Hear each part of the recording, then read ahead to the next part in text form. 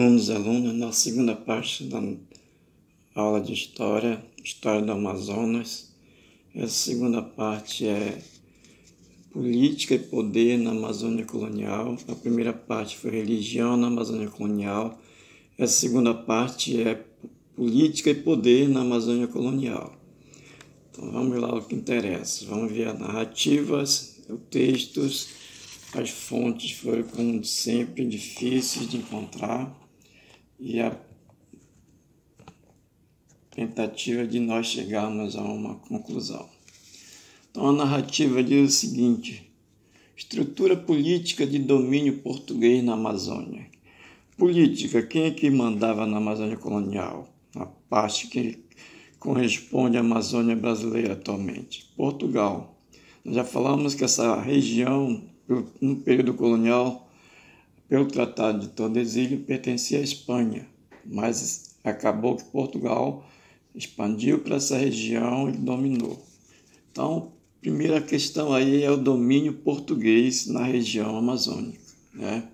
A Amazônia brasileira, que nós vamos já ver um mapa lá na frente. Colonização. A Amazônia nos séculos XVII e XVIII.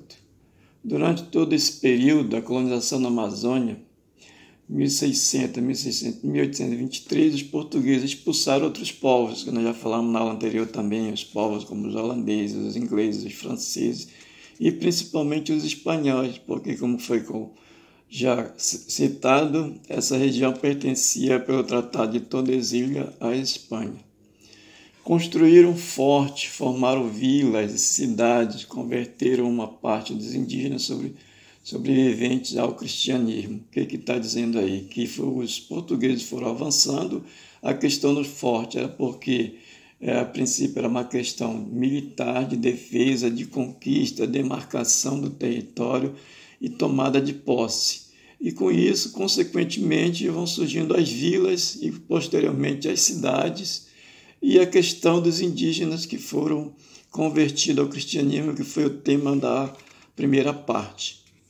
Fundação de Fortaleza Forte. A fundação de Fortaleza por todo o vale. O Forte do Presépio começou por Belém, né, em 1616. Santo Antônio de Gurupá, no território atual do Pará. Fortaleza da Barra de Manaus, né, que é a Barra de São José do Rio Negro. Forte de Fortaleza do Tapajós, que é em Santarém, no Pará. Forte de Paru, Almerim, no Pará. Forte dos Pauxis, em Óbidos.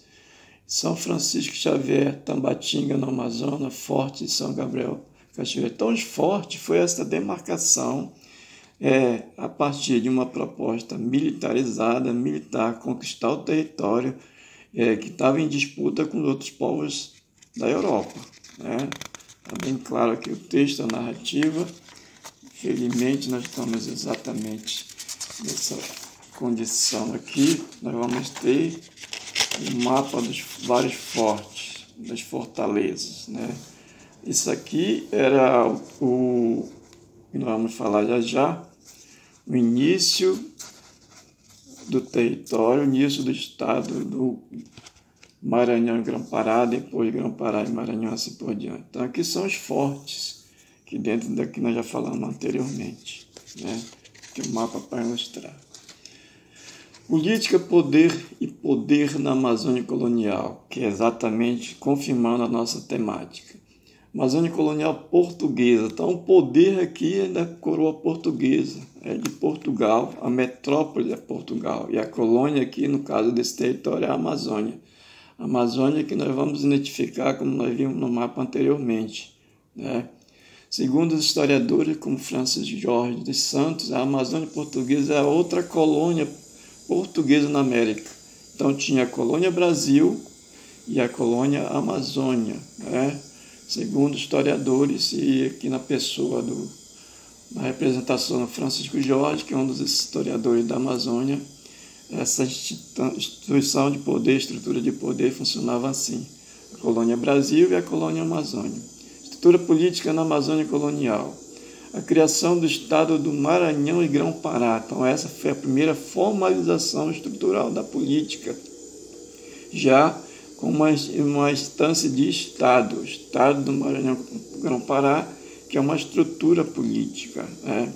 O objetivo da criação deste Estado, que é o Estado do Maranhão Grão-Pará, era a questão militar, que nós já falamos anteriormente, a defesa do território da Amazônia Portuguesa, estimular as atividades econômicas e o comércio colonial com a metrópole. A atividade econômica, no início da colonização, foi as drogas do sertão, né? A exploração extrativista das drogas do sertão. Depois tentou, no período pombalino, uma iniciativa agrícola, mas que fracassou, tentaram trazer a agricultura do algodão, tabaco, açúcar, né, cana-de-açúcar, mas não deu certo, fracassou. Então veja seguindo. Aqui a outra parte 2. Depois do Estado do Maranhão e Grão-Pará, ele vai ser reestruturado em Estado do Grão-Pará e Maranhão. Aqui foi só invertido. Mas assim, o significado é que agora o comando estaria na cidade de Belém e não em São Luís, né? Criado em 1751, num período de Marquês de Pombal. Aqui veio para governar esse estado o seu irmão Francisco Xavier de Mendonça Furtado, que nós já comentamos na aula da semana passada sobre ele. Bom, redobrando do estado do Grão-Pará e Maranhão, ele vai ser redimensionado em o estado do Grão-Pará e Rio Negro agora, que exatamente o Maranhão ficou separado e ficou restrito ao Grão-Pará e ao Rio Negro, que é exatamente a área onde vai se construir, onde se consta o estado atual do Amazonas. E aí esse estado aqui ficou denominado Estado do Grão-Pará e Maranhão. Estado do Grão-Pará e Rio Negro, desculpe aí essa falha. As subdivisões políticas. Bom, do estado do começou com o estado do Maranhão e Grão-Pará, depois estado do Grão-Pará e Maranhão, e depois, no final, na terceira redimensionamento do estado, ficou o estado do Grão-Pará e Rio Negro. Bom, surgiu na região do atual Amazonas a capitania do Grão-Pará, que correspondia aos atuais estados do Pará, Amazonas, Amapá, Roraima e Rondônia. Então aqui a capitania do Rio Negro, de São José do Rio Negro, com a cidade que começou com Mariuá, que é Barcelo, depois Lugar da Barra, que é Lugar da Barra de São José do Rio Negro, que é o primeiro nome de Manaus. O território que se tornou o Amazonas, na política de Pombal, foi definido como capitania de São José do Rio Negro, né, subordinada à capitania do Grão-Pará, que fazia parte da capitania do Grão-Pará. Vejam só, a capitania de São José do Rio Negro fazia parte da capitania do Grão-Pará, ou seja, tudo era definido por Belém. E o Amazonas aqui tinha um governante na época, mas as decisões vinham todas de Portugal, passavam por Belém e Belém até a capitania de São José do Rio Negro. No primeiro reinado do Brasil independente, foi criada a comarca do Alto Amazonas, subordinada à província do Grão-Pará, ainda continuava. Então, o que nós estamos falando aqui da história do Amazonas? Que o território que é o atual estado do Amazonas passou por toda essa reestruturação. Primeiro se criou a capitania de São José do Rio Negro, e agora a comarca do Alto Amazonas. E só no segundo reinado, em 5 de setembro de 1850, no segundo reinado da história do Brasil, é que o Amazonas se torna província do Amazonas, né? Ele se torna independente do Grão-Pará. E aí sim ele vai ter uma reestruturação política própria, né? Então, a princípio, é isso a nossa aula, essa estruturação política, a política baseada no domínio português, né? A política baseada no comando da metrópole de Portugal, e depois as subdivisões na Amazônia.